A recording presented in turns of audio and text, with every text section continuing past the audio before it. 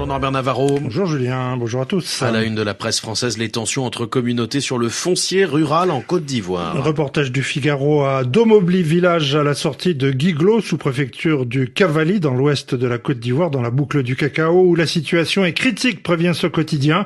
Depuis des décennies, la région a attiré nombre d'étrangers, souligne-t-il. Ce campement burkinabé local est devenu un vrai village. Avec le début de la saison des pluies, les Burkinabés rentrés au pays durant la saison sèche reviennent dans la région. De toute éternité, les villages guérés, l'ethnie dominante de la région, ont accueilli avec hospitalité ces étrangers venus du Nord. En échange, ils ne demandaient que peu de choses. Un poulet pour Noël, 5000 francs pour participer aux funérailles, mais surtout le respect, dit un autochtone à ce journal. Seulement voilà, une nouvelle génération a remplacé la précédente qui considère la terre comme sienne, souligne ce quotidien. La question foncière devient un aspect fondamental de la sécurité nationale en Côte d'Ivoire, dit au Figaro Gisèle Duteuil, directrice d'Audace Institut Afrique.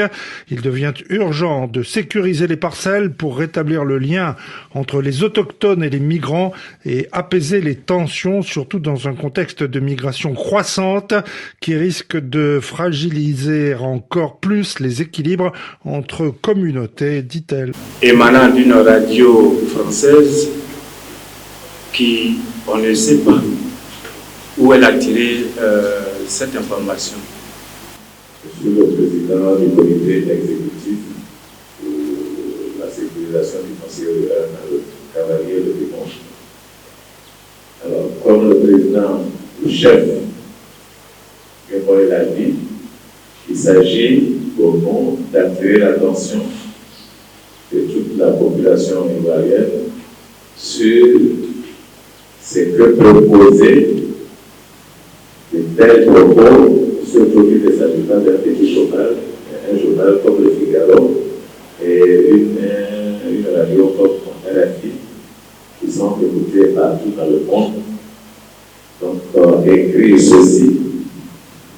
Nous rappelle un certain nombre d'événements qui se sont passés déjà en Côte d'Ivoire et qui se sont soldés par des crises qui ont endeuillé le pays.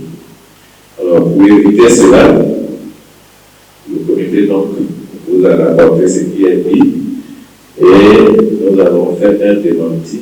Donc, nous avons appelé le démenti du comité de suivi pour la sécurisation du foncier rural dans les régions du Cavally et du Guémon, suite aux contre-vérités du journal Le Figaro et de la radio RFI.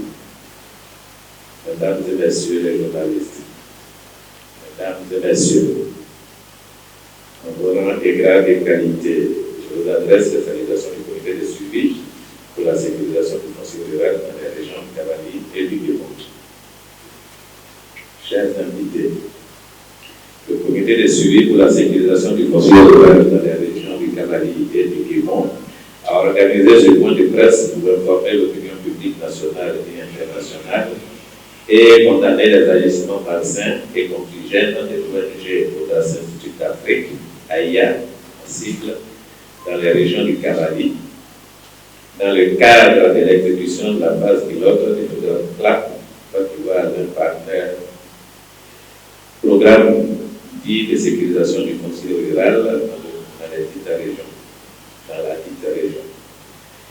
Au titre des responsables de cette ONG, au titre donc des responsables de cette ONG, ce marché leur aurait été passé par des multinationales du chocolat. Alors, notre exposé est structuré en 3 chapitres. Les faits, les contre-vérités de l'ONG et nos propositions. Les faits. Déjà, le 31 janvier 2023, dans les locaux de la FOR, la délégation et moi, nous avions déjà signalé verbalement que l'ONG Audace Institut Afrique, sur le terrain, s'activait dans 9 villages pilotes de la région du Cavally pour délivrer à moindre coût les certificats fonciers à tous les requérants, propriétaires des droits coutumiers terriens, et les migrants plateurs ivoiriens et non ivoiriens au mépris de la loi 1998-750 du 23 décembre 1998. Et en notre présence, le directeur général de la FOR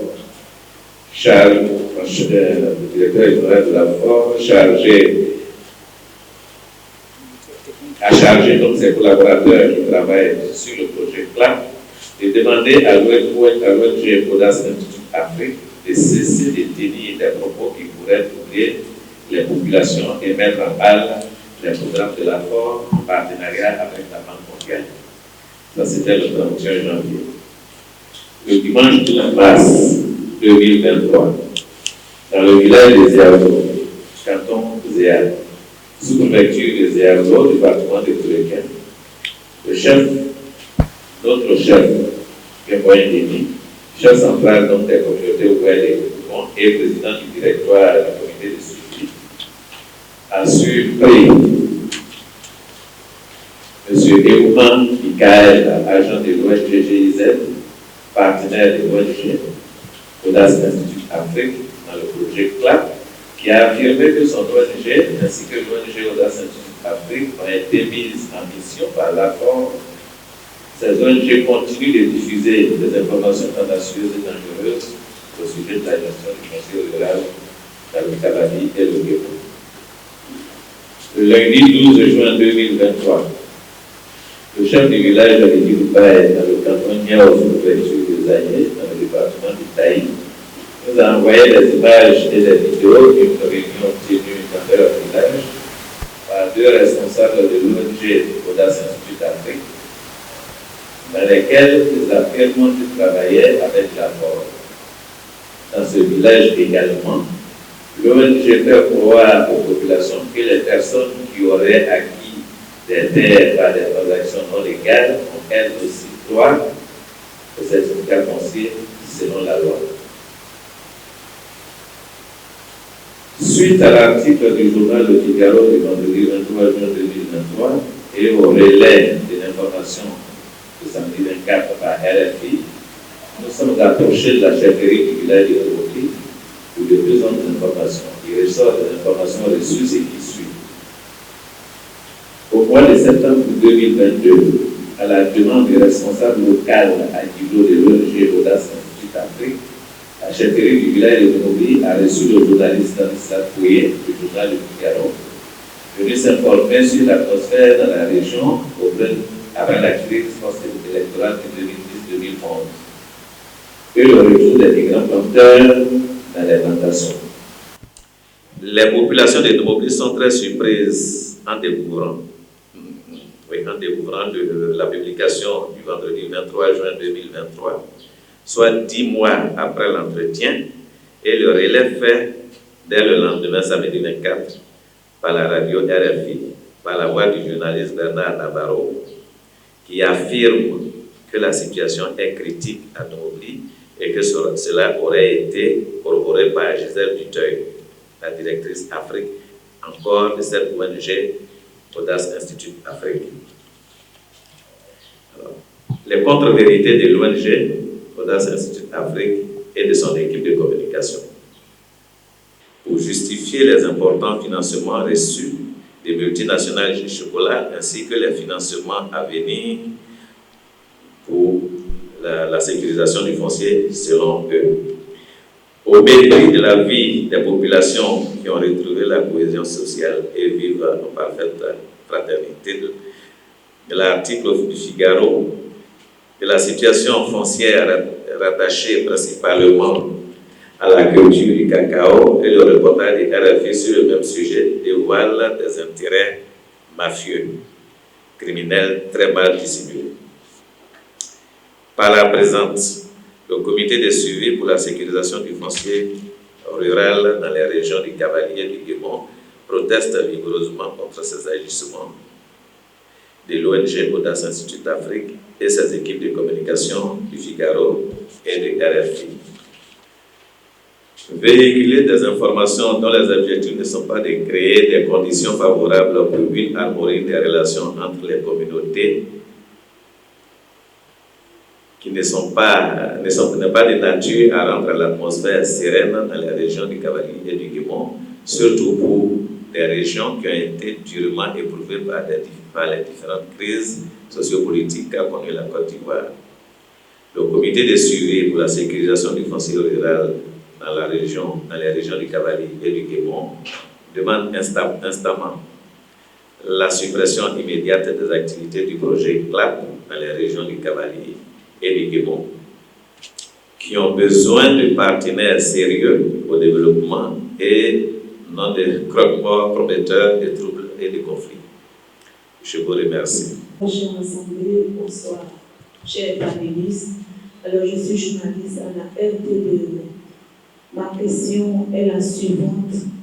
Après avoir écouté le communiqué émanant du journal Figaro, de la radio RFI, écouté aussi le démenti du président, voilà, ma question est la suivante.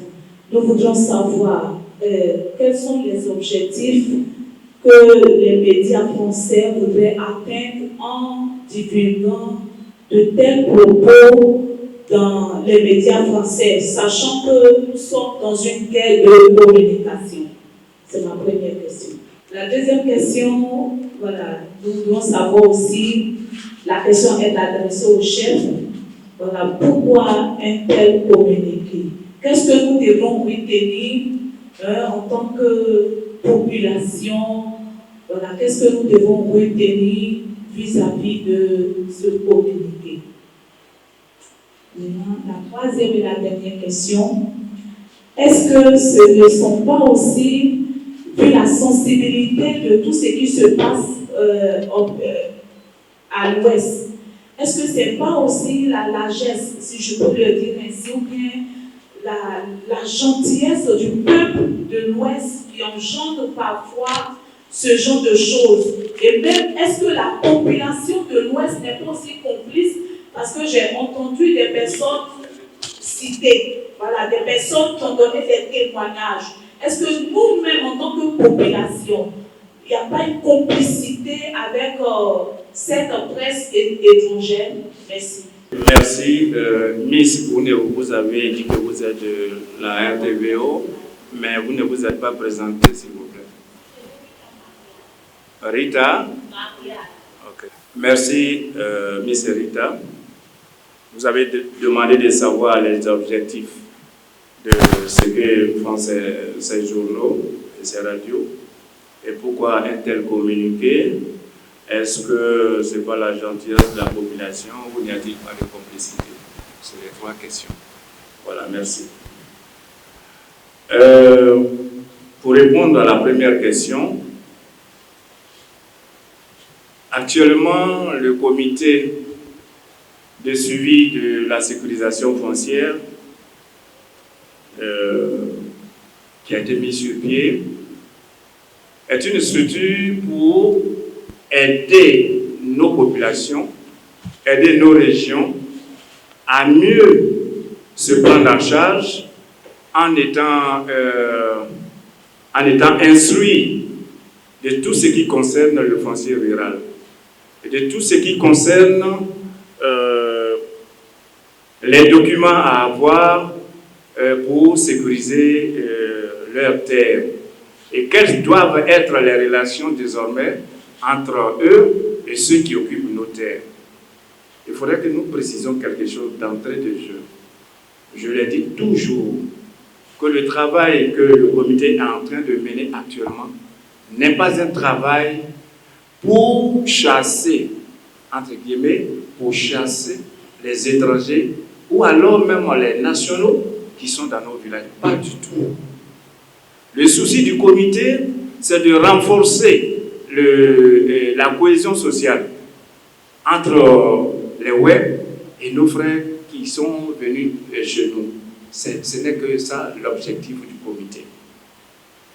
Alors, l'objectif de ces deux journaux, vous savez, on dit que, quelque part, on dit, pour régner, il faut diviser. Pour régner, il faut diviser. Et nous avions l'habitude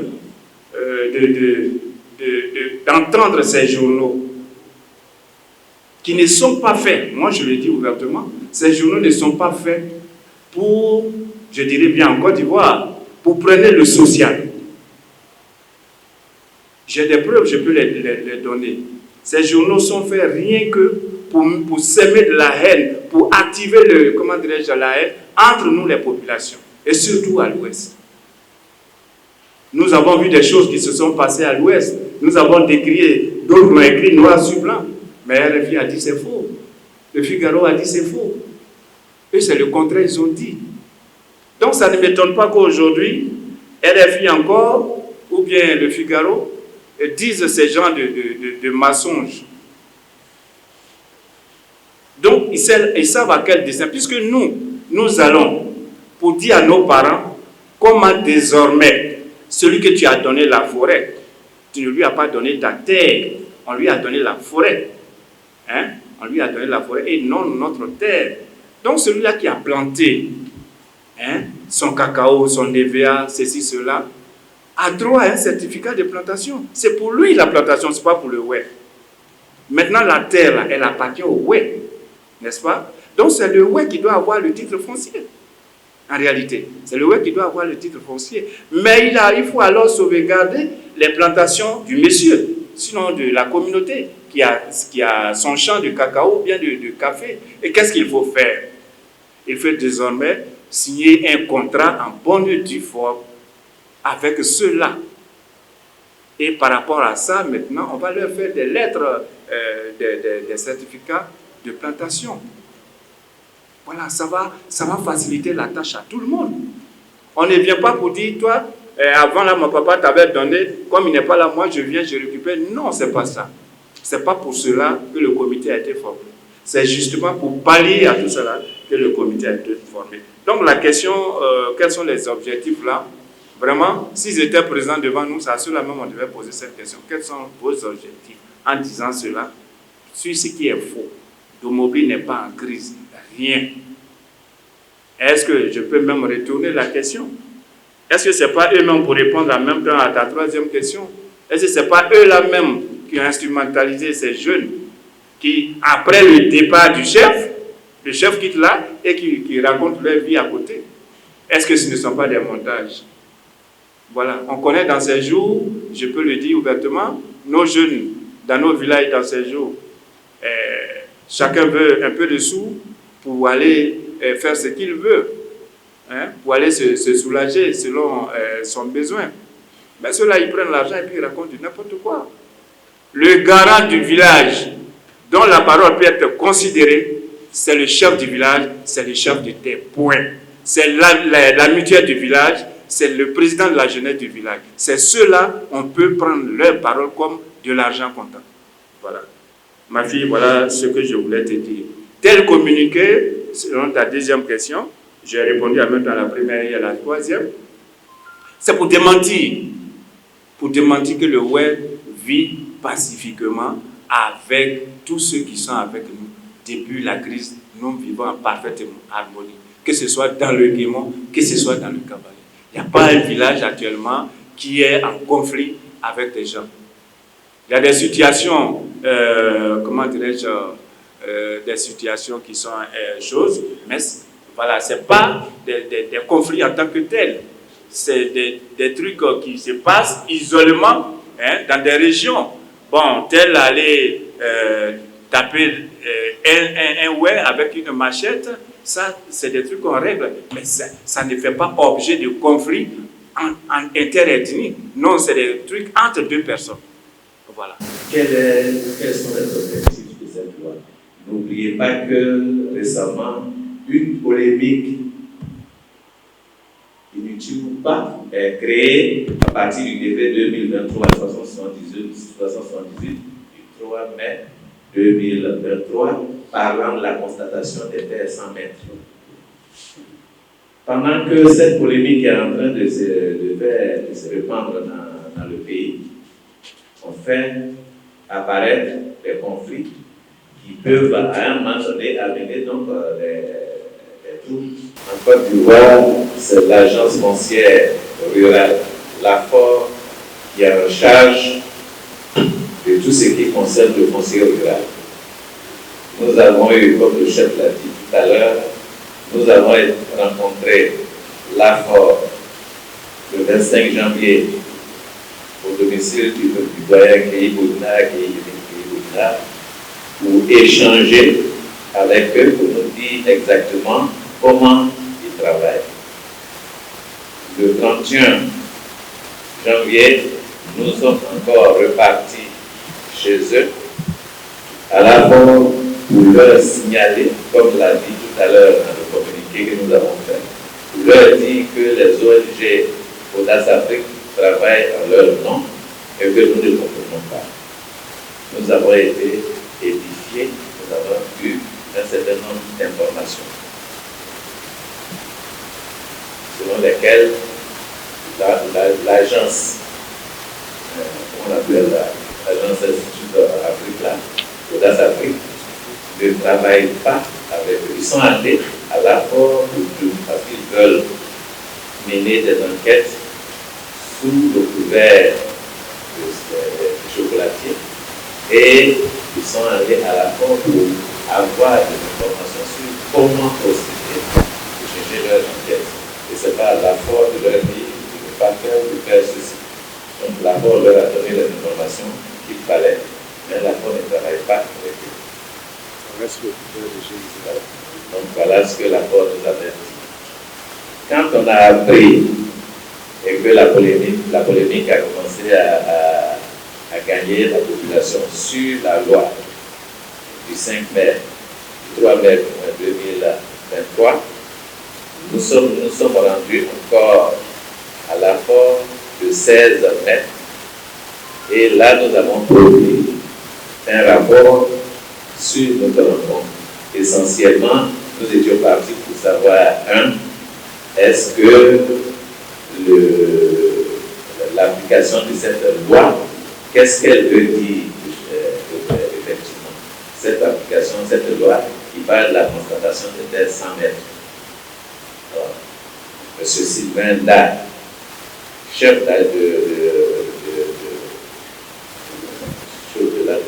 un chef, je ne sais pas quoi, la validation des dossiers administratifs au niveau de l'apport et le chef adjoint de la chargée de la communication, Brice Auguier, nous avons fait comprendre clairement que cette disposition ne s'appliquerait certainement jamais jusqu'à ce quand tout le monde aura son certificat foncier. Parce qu'en Côte d'Ivoire, il n'y a aucune terre qu'on peut déclarer comme une terre sans mètres. Et que laissant les politiciens faire leur politique. Nous, ce que nous avons à faire, c'est d'informer nos parents pour qu'ils sachent ce qu'ils doivent faire.